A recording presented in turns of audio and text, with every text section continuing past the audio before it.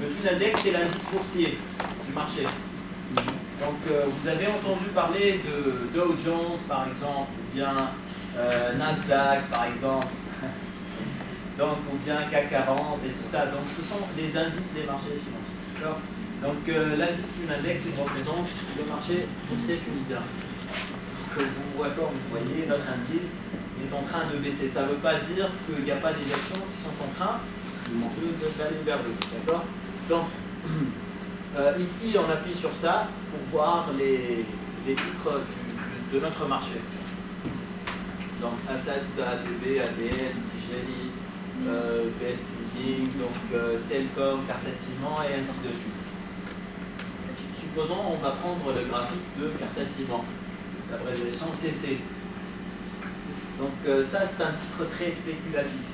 Ça veut dire quoi un titre spéculatif? Ça veut dire qu'il est très volatile, voilà, très volatile. On peut gagner sur le rebond, par la suite vendre si on prévoit la baisse et ainsi de suite. Un titre spéculatif, ça veut dire qu'il ne prend pas une direction concrète, vers le haut ou bien vers le bas sur le moyen voire le long terme. Vous savez bien que en bourse, on ne peut pas trouver la quantité qu'on veut. D'accord?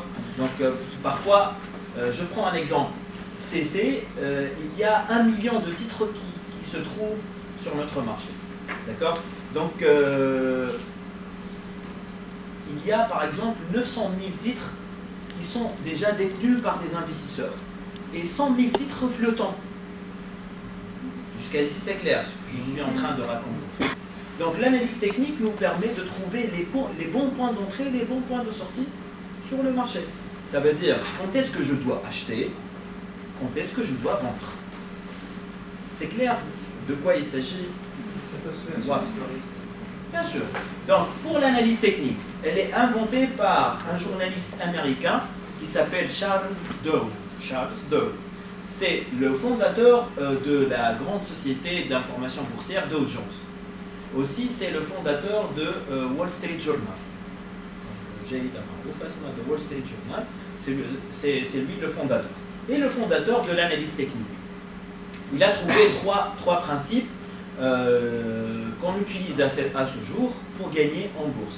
Les 3 principes. Le premier principe, c'est l'histoire se répète. Tout ce qui s'est passé, par exemple, l'année dernière, peut se répéter aujourd'hui ou bien cette année. Tout ce qui s'est passé le mois dernier, on peut le voir, par exemple, dans un mois, dans 2 mois, et ainsi de suite. Le deuxième principe, le mouvement des cours suit la tendance du marché. Le mouvement du cours de l'action, il va suivre toujours la direction du marché. La direction, elle est baissière, donc le mouvement des cours va suivre cette direction vers le bas. Donc même si le titre rebondit, il s'agit tout simplement d'un rebond à court terme. Il ne faut pas tout simplement tomber dans un piège où tu vas penser que le titre va commencer sa hausse, il va enregistrer une très forte hausse. D'accord? Tant que la tendance, ou bien la direction du marché est baissière, tant que le titre tend toujours vers le bas.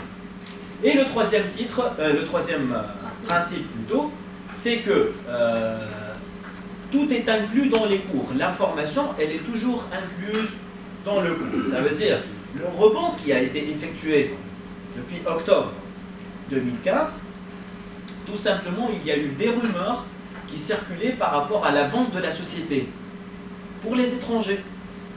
Car la société, elle est sous-évaluée. Son prix, il est très sous-évalué. Sous-évalué, ça veut dire la société, elle ne coûte pas. L'action, elle ne reflète pas la valeur réelle de la société. Je vais essayer d'analyser cette partie, la dernière partie. Lorsque le cours baisse, il atteint ce niveau, par la suite il rebondit. Il baisse encore une fois, il atteint presque le même niveau, il rebondit. Par la suite, il baisse de nouveau, il atteint le même niveau, il rebondit.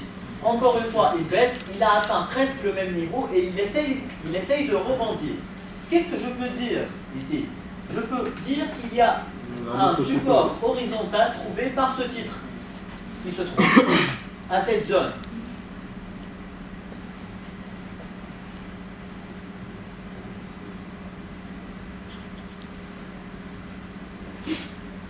La zone bleue, c'est une zone à partir de laquelle, lorsque le titre l'atteint, il y a une très forte chance de rebondir.